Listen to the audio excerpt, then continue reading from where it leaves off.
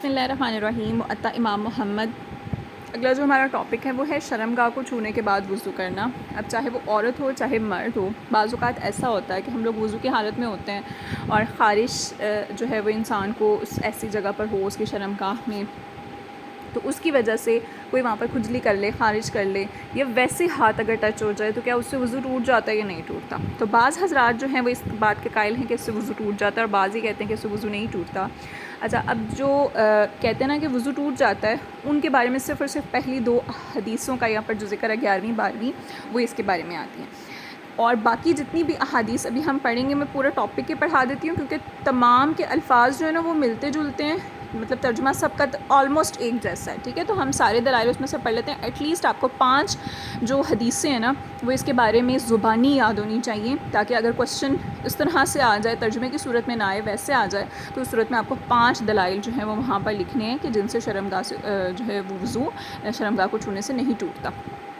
اب ان میں تطبیق کیا کی جاتی ہے، یعنی سب سے پہلے جب 2 حدیثیں متعارض ہو جاتی ہیں تو ہم ان میں کیا کرتے ہیں کہ تطبیق کی کوشش کرتے ہیں نا کہ دونوں پر عمل ہو سکے. تو دونوں پر عمل ہونے سے مراد یہ ہے کہ جن روایات میں وضو ٹوٹنے کا جو حکم ہے نا، تو وہاں پر وضو شرعی نہیں ہوگا،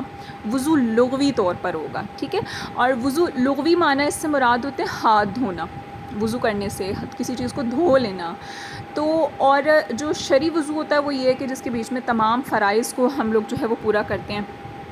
تو اس وجہ سے یہاں پر جو ہے وہ ان سے مراد، یعنی ان کو وضو کرنے سے مراد کیا ہوگا، اپنے ہاتھوں کو دھونا مراد ہوگا، پورا کا پورا وضو کرنا مراد نہیں ہوگا. تطبیق کی یہ صورت نکلتی ہے. ٹھیک ہے، اور دوسرا اگر ہم یہ کہیں کہ نہیں، اگر انہوں نے اس چیز کے بارے میں ایسا حکم کیوں دیا ہے، اگر الگ یہ اعتراض اس میں پیدا ہو جاتا ہے، تو پھر اس صورت میں یہ کہا جا سکتا ہے کہ چونکہ اپنے اس شرمگاہ کو چھونے سے کوئی نجاست نہ لگ گئی ہو ہاتھ پر، ٹھیک ہے، کہ جس کو ہم لوگ جو ہے وہ پھر نماز پڑھیں یا کوئی اور کام کریں تو وہ گندگی، وہ نجاست کا اثر اگر کوئی شک وہم بھی پیدا ہو جاتا ہے، تو اس وجہ سے یہ مراد ہے کہ ہاتھوں کو دھو لیا جائے. یا پھر یہ کہ اس کے بعد چونکہ ہم قرآن پاک چھوتے ہیں یا دیگر اس طرح کی جو مقدس چیزیں ہیں، تو ان کو چھونے سے بے ادبی نہ ہو، اس وجہ سے ہاتھوں کو دھونے کا حکم دیا گیا. اچھا، پہلی جو 2 حدیثیں وہ ہم پڑھ لیتے ہیں ان حضرات کے بارے میں جو شرمگاہ کے بعد وضو کرنے کو ضروری قرار دیتے ہیں، اور یہاں پر وضو سے مراد جو وہ وضو لغوی ہوگا، وضو شرعی نہیں ہوگا. ٹھیک ہے، اخبرنا مالک، ہمیں مالک نے خبر دیا، حدثنا اسماعیل بن محمد بن سعد بن ابی وقاص عن مصعب بن سعد، کہ اسماعیل بن محمد بن سعد بن ابی وقاص مصعب بن سعد سے روایت کرتے ہیں، قال بیان فرماتے ہیں، کنت میں تھا، امسکو پکڑا کرتا، المصحف مصحف کو، یعنی قرآن مجید کو، علی سعد بن وقاص کے قرآن پاک کو میں پکڑا کرتا تھا. فاحتققت، بس میں نے خارش کر لی. فقال، بس انہوں نے کہا، یعنی سعد بن ابی وقاص نے کہا کہ لعلک، شاید کہ تم نے مسستا، تم نے چھو لیا ہے، ذکرک، اپنے ذکر کو، یعنی اپنی شرمگاہ کو. فقلت، بس میں نے کہا، نعم، جی ہاں. قال، تو انہوں نے بیان فرمایا، قم، اٹھو، فتودع، پس تم وضو کرو. قال، وہ بیان فرماتے ہیں، قمت، میں اٹھا، فتودعت، پس میں نے وضو کیا، ثم رجعت، پھر میں لوٹا. تو اب یہاں پر اس سے مراد جو ہے وہ وضو سے مراد ہاتھ دھونا مراد ہو سکتا ہے، یا پھر اس کے بارے میں یہ جو ہے وضاحت بھی آ سکتی ہے کہ چونکہ وہ قرآن پاک کو پکڑا کرتے تھے، تو کہیں قرآن پاک کو پکڑنے سے جو ہے وہ بے ادبی کا پہلو نہ نکلے، وہ شائبہ بھی نہ نکلے، تو اس وجہ سے گویا انہوں نے دوبارہ جو وضو کرنے کا حکم دیا. اخبرنا مالک، ان کے مالک سے ہمیں خبر پہنچی ہے کہ مجھے ابن شہاب نے خبر دی ہے، اور وہ سالم بن عبداللہ سے روایت کرتے ہیں، اور وہ اپنے والد سے روایت کرتے ہیں، انہ کان یغتسل، کہ بے شک وہ غسل کیا کرتے تھے، ثم پھر یتودع، اور پھر وہ وضو کیا کرتے تھے، یعنی پہلے غسل کرتے تھے پھر وضو بھی کر لیتے تھے. فقال لہ، بس ان سے کہا کہ اما یجزئک، یعنی سالم بن عبداللہ جو ہے نا وہ اپنے والد سے روایت کریں، تو سالم نے اپنے باپ سے یہ پوچھا کہ اما یجزئک،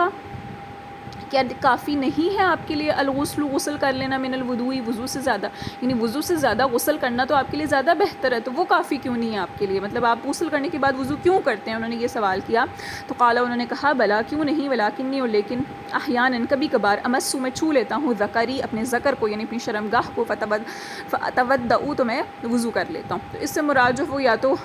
وضو لغوی ہوگا کہ ہاتھ دھونا مراد ہوگا، یا پھر یہ کہ وہ صرف اور صرف احتیاط کے پہلو کے نظر کہ کوئی نجاست یا گندگی نہ لگ گئی ہو، تو اس وجہ سے جو ہے وہ ہاتھوں کو دھو لیتے ہوں گے یا وضو کر لیتے ہوں گے. اب امام محمد رحمۃ اللہ علیہ کی کیا رائے ہے، اور امام ابو حنیفہ رحمۃ اللہ علیہ کا اس کے بارے میں کیا قول ہے، کہ امام محمد فرماتے ہیں کہ شرمگاہ کو چھونے سے وضو کرنا لازم نہیں ہوتا، اور امام اعظم ابو حنیفہ بھی اسی بات کے قائل ہیں کہ اس سے جو ہے وہ دوبارہ وضو کرنا لازم نہیں ہوتا، اور اس بارے میں کئی روایات جو ہیں وہ منقول ہیں. اب یہ جو آگے جتنی بھی روایات آ رہی ہیں نا، یہ ساری کی ساری جو ہیں وہ ایسی ہیں جن میں شرمگاہ کو چھونے سے وضو لازم نہیں ہوتا. قال محمد بن محمد بیان فرماتے ہیں کہ ہمیں ایوب بن عتبہ تیمیشی قاضی یمامہ ان قیس بن طلق کہتے ہیں کہ ہمیں خبر دی ایوب بن عتبہ تیمی نے جو کہ یمامہ کے قاضی تھے، اور وہ قیس بن طلق سے روایت کرتے ہیں ان اباہو کہ بے شک ان کے والد نے حدثہ ان کو حدیث بیان کی تھی ان رجلن کہ بے شک ایک شخص نے سوال کیا رسول اللہ صلی اللہ علیہ وسلم سے الرجل ایسے شخص کے بارے میں مسا کہ جس نے چھو لیا ہو ذکرہ اپنے ذکر کو یعنی اپنی شرمگاہ کو، یتودع کیا وہ دوبارہ یعنی وضو کرے گا؟ قال آپ نے فرمایا یعنی حضور پاک صلی اللہ علیہ وسلم نے ارشاد فرمایا تھا کہ حل نہیں ہوا وہ الا مگر یہ کہ بدعتن ٹکڑا ہے من جسدکا تمہارے جسم کا، یعنی یہ تمہارے جسم کا ہی ایک حصہ ہے، ایک ٹکڑا ہے، یعنی کہ جس طرح جسم کو چھونے سے وضو کرنا دوبارہ لازم نہیں آتا اسی طرح سے اس کو چھونے سے بھی وضو کرنا لازم نہیں آتا۔ اور محمد بیان فرماتے ہیں کہ ہمیں طلحہ بن عمر مکی نے جو ہے وہ خبر دی ہے، اور ہمیں جو ہے وہ عطا بن ابی رباح نے خبر دی ہے، اور وہ ابن عباس سے روایت کرتے ہیں، بیان فرماتے ہیں کہ فی مس الذکری یعنی کہ ذکر کو چھونے کے بارے میں، یعنی شرمگاہ کو چھونے کے بارے میں، وآنتا اور تم ہو فی الصلاۃ نماز میں، قال وہ بیان فرماتے ہیں ما ابالی میں نہیں پرواہ کرتا، مسستہ کہ میں نے اس کو چھو لیا ہے، او مسستو یا پھر میں نے چھوا ہے انفی اپنی ناک کو، یعنی گویا میں نے اپنی ناک کو چھوا یا اپنی شرمگاہ کو چھوا ہے، گویا ناک بھی میرے جسم کا جیسے حصہ ہے نا، تو اسی طرح سے یہ بھی میرے جسم کا ایک حصہ ہے، تو اگر میں اپنے ناک کو چھو لوں یا اس کو چھو لوں گویا یہ ایک ہی برابر ہے، تو اس سے یعنی اس کو چھونے سے وضو کرنا لازم نہیں آئے گا۔ محمد بیان فرماتے ہیں کہ ہمیں ابراہیم بن محمد مدنی نے خبر دی ہے، اور ہمیں جو ہے وہ صالح نے خبر دی ہے مولت توامتی ان ابن عباس کہ جو توامہ کہ جو ہے وہ مولا تھے یعنی کہ غلام تھے، اور وہ ابن عباس سے روایت کرتے ہیں، قالا بیان فرماتے ہیں کہ لیسا نہیں ہے فی مس الذکر شرمگاہ کو چھونے میں وضو کرنا۔ اور محمد بیان فرماتے ہیں کہ ہمیں ابراہیم بن محمد مدنی نے خبر دی، اور ہمیں جو ہے وہ حارث بن ابی ذباب نے خبر دی ہے کہ بے شک انہوں نے سنا سعید بن مسیب کو یقول وہ بیان فرماتے تھے کہ لیسا نہیں ہے فی مس الذکر ذکر کو چھونے میں یعنی شرمگاہ کو چھونے میں وضو کرنا۔ اور محمد بیان فرماتے ہیں کہ ہمیں ابو العوام بصری نے جو ہے وہ خبر دی ہے، قالا وہ بیان فرماتے ہیں کہ سأل رجل ایک شخص نے سوال کیا عطا بن ابی رباح سے، قالا انہوں نے بیان فرمایا یا ابا محمد اے ابو محمد رجل ایک ایسے شخص کے بارے میں مسا کہ اس نے چھو لیا ہو فرجہ اپنی شرمگاہ کو بعد اس کے ما تودع جب اس نے وضو کر لیا تھا، قالا تو انہوں نے بیان فرمایا قالا تو کہا رجل ایک شخص نے من القومی لوگوں میں سے، یعنی جو وہاں پر اس وقت لوگ موجود تھے نا، یعنی عطا بن ابی رباح سے ایک شخص نے سوال کیا تھا ایسے شخص کے بارے میں کہ جو ہے وہ اپنی شرمگاہ کو چھو لیتا ہے اس کے بعد جب اس نے وضو کر لیا، تو لوگوں میں ہی بیٹھے ہوئے ایک شخص نے اس بات کا جواب دیا کہ ان ابن عباس کہ بے شک ابن عباس کانا یقول وہ بیان فرمایا کرتے تھے ان کونتا اگر تم ہو تستنجسہ اس کو ناپاک سمجھتے فقطعہ تو تم اس کو کاٹ دو، یعنی تمہارے نزدیک اگر تمہاری شرمگاہ جو ہے وہ تمہیں ناپاک لگتی ہے تو تم اس کو کاٹ دو۔ قال عطا بن ابی رباح بیان فرماتے ہیں حاذا یہ واللہ اللہ کی قسم قول ابن عباس یہ ابن عباس کا ہی قول ہے۔ اور محمد بیان فرماتے ہیں کہ ہمیں ابو حنیفہ نے جو ہے وہ خبر دی، وہ حماد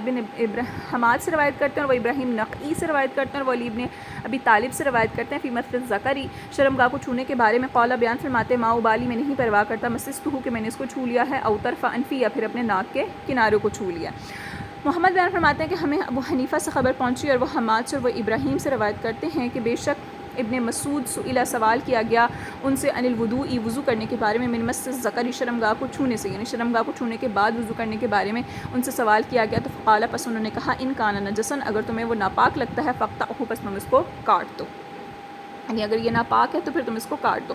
اب اس سے مراد کیا ہے کہ یہ اس صورت میں ہے کہ جب استنجا کیا ہوا ہو اور آپ کی شرمگاہ جو وہ بالکل پاک صاف ہو، ہاں اگر کسی جیسے استحاضہ والی عورت ہے یا اگر کوئی ایسا شخص ہو جس کو بار بار پیشاب کے قطرے جیسے سلسل باول کی بیماری کہتے ہیں اس کو وہ ہو، یا اس کے علاوہ جو دیگر اگر کوئی اور ایسا معاملہ جو ہے وہ موجود ہے، تو اس صورت میں اگر اسے اس چیز کا یقین ہو کہ گندگی لگ جائے گی تو پھر اس صورت میں جو ہے وہ اس کا ہاتھ دھونا اس پر لازم ہوگا، ٹھیک ہے۔ یہ ان صورتوں میں ہے کہ جس میں اور کوئی اس کو بیماری نہیں ہے، کوئی عذر نہیں ہے، کوئی کچھ نہیں ہے، اور اس کو یقین بھی ہے کہ وہاں پر کوئی گندگی کوئی نجاست نہیں لگی ہوئی تھی، وہ استنجا کر چکا ہے، تو اس صورت میں اس وجہ سے انہوں نے یہ بات بیان کی کہ اگر تمہیں لگتا ہے کہ وہ ناپاک ہے تو پھر اس کو کاٹ دو۔ محمد بیان فرماتے ہیں کہ ہمیں محل الندبیجو انہوں نے خبر دی ہے، وہ ابراہیم نقعی سے روایت کرتے ہیں فی مس الذکر شرمگاہ کو چھونے کے بارے میں فی الصلاۃ نماز میں، قالا وہ بیان فرماتے ہیں انما سوائے اس کے نہیں ہوا بدعتن وہ ٹکڑا ہے یا حصہ ہے من کا تجھ سے، یعنی تیرے جسم کا ہی ایک ٹکڑا ہے یا حصہ ہے۔ محمد بیان فرماتے ہیں کہ ہمیں سلام بن سلیم حنفی نے خبر دی ہے، اور وہ منصور بن معتمر سے روایت کرتے ہیں، اور وہ ابو قیس سے روایت کرتے ہیں، اور وہ ارقم بن شرحبیل سے روایت کرتے ہیں، قولا بیان فرماتے ہیں، قل تو میں نے عرض کی عبداللہ ابن مسعود سے، انی کہ بے شک میں اخوک کو خارج کرتا ہوں یا کھجاتا ہوں جسدی اپنے جسم کو، وانا اور فی الصلاۃ اور میں نماز میں ہوتا ہوں، فامس پس میں چھو لیتا ہوں ذکری اپنی شرمگاہ کو، اپنے ذکر کو، فقال پس انہوں نے بیان فرمایا انما سوائے اس کے نہیں ہوا بدعتم من کا، وہ ٹکڑا ہے تمہارے جسم کا۔ محمد بیان فرماتے ہیں کہ ہمیں خبر دی سلام بن سلیم نے، وہ منصور بن معتمر سے روایت کرتے ہیں اور وہ سدوسی سے روایت کرتے ہیں اور وہ برا بن قیس سے روایت کرتے ہیں، قولا بیان فرماتے ہیں سألت میں نے سوال کیا حذیفہ بن یمان سے ان الرجل ایک ایسے شخص کے بارے میں مسا کہ اس نے چھو لیا ہو ذکرہ ہو اپنے ذکر کو، یعنی اپنی شرمگاہ کو، فقال پس انہوں نے کہا انما سوائے اس کے نہیں ہوا وہ کمسی اس کے چھونے کی مانند ہے رأسہ اپنے سر کو، یعنی گویا جیسے اس نے اپنے سر کو چھوا ایسے اس نے اپنی شرمگاہ کو چھو لیا۔ محمد بیان فرماتے ہیں کہ ہمیں خبر دی مسعر بن کدام نے اور وہ عمیر بن سعد نخعی سے روایت کرتے ہیں، قالا بیان فرماتے کنت فی مجلس کہ میں ایک مجلس میں بیٹھا ہوا تھا، فی اس میں عمار بن یاسر بھی تھے، فذکر پس ذکر کیا گیا مس ذکر شرمگاہ کو چھونے کے بارے میں، فقال پس انہوں نے کہا انما سوائے اس کے نہیں ہوا وہ بدعۃ ٹکڑا ہے من کا تیرے جسم کا، وان اور بے شک لکف کا تیری ہتھیلی کے لیے لموضعا البتہ جگہ ہیں غیرہ اس کے علاوہ بھی، یعنی جان بوجھ کر اپنی شرمگاہ کو نماز کے دوران یا وضو کی حالت میں چھیڑنا یہ کوئی خاص کوئی اچھی عمل والی بات نہیں ہے، اس وجہ سے انہوں نے یہ بات کہی تھی کہ تمہاری ہتھیلی کے چھونے کے لیے اور بھی تو بہت ساری جگہیں ہیں، ضروری ہے کہ تم نے اسی جگہ کو ہی چھونا ہے اور وہیں پر ہاتھ رکھنا ہے، تو تم کہیں اور پر بھی ہاتھ رکھ سکتے ہو، کسی اور جگہ کو بھی چھو سکتے ہو، ان کی مراد صرف یہ تھی کہ جان بوجھ کر جو ہے وہ اس چیز کو نہ پکڑا جائے، ویسے اگر پکڑ بھی لیا تو اس صورت میں بھی جو ہے وہ یا ہاتھ چلا بھی گیا یا پھر خارج کر بھی دی تو اس صورت میں بھی جو ہے وہ وضو کرنا لازم نہیں ہوگا۔ محمد بیان فرماتے ہیں کہ ہمیں خبر دی مصر بن کدام نے اور وہ ایاد بن لقیط سے روایت کرتے ہیں اور وہ برا بن قیس سے روایت کرتے ہیں، قالا بیان فرماتے ہیں کہ حذیفہ بن یمان نے کہا شرمگاہ کو چھونے کے بارے میں مثل انفکا کہ وہ تمہاری ناک کی مثل ہے۔ محمد بیان فرماتے ہیں کہ ہمیں مصر بن کدام سے جو ہے وہ انہوں نے ہمیں خبر دی، ہمیں حدیث بیان کی ہے قابوس نے اور وہ ابو زبیان سے روایت کرتے ہیں اور وہ علی بن ابی طالب سے روایت کرتے ہیں، قالا بیان فرماتے ہیں ما ابالی میں نہیں پرواہ کرتا اجاہو اس کی مسستو کہ میں نے اس کو چھوا ہے، او انفی یا اپنی ناک کو، او اذنی یا پھر اپنے کان کو، یعنی میرا اس کو چھونا گویا ایسے ہی ہے جیسے میں اپنے ناک کان کو چھو لیتا ہوں۔ محمد بیان فرماتے ہیں کہ ہمیں خبر پہنچی ابو قدینہ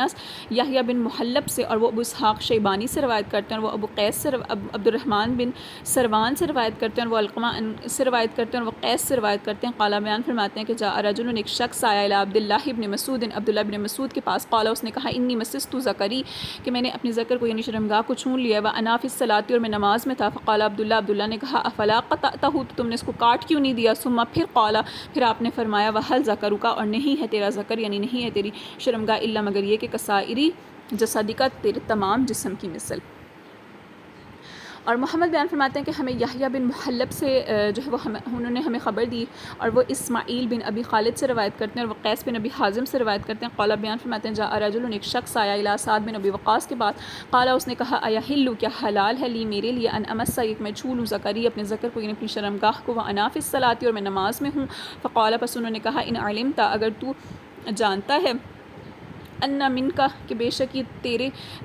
جسم کا بدعتن ایک ٹکڑا ہے نجستن ناپاک ہے، فقطعھا پس تم اس کو کاٹ دو۔ قالا محمد بیان فرماتے ہیں اخبرنا ہمیں اسماعیل بن عیاش سے خبر ملی ہے اور وہ بیان فرماتے ہیں کہ حدثنی مجھے حدیث بیان کی ہے حریث بن عثمان نے اور وہ حبیب بن عبید سے روایت کرتے ہیں اور وہ ابو درداء سے روایت کرتے ہیں انہو کہ سئیلا کہ بے شک سوال کیا گیا ان مس الذکر شرمگاہ کو چھونے کے بارے میں، فقال پس انہوں نے کہا انما سوائے اس کے نہیں ہوا بدعۃ من کا وہ تمہارے جسم کا ہی ایک ٹکڑا ہے۔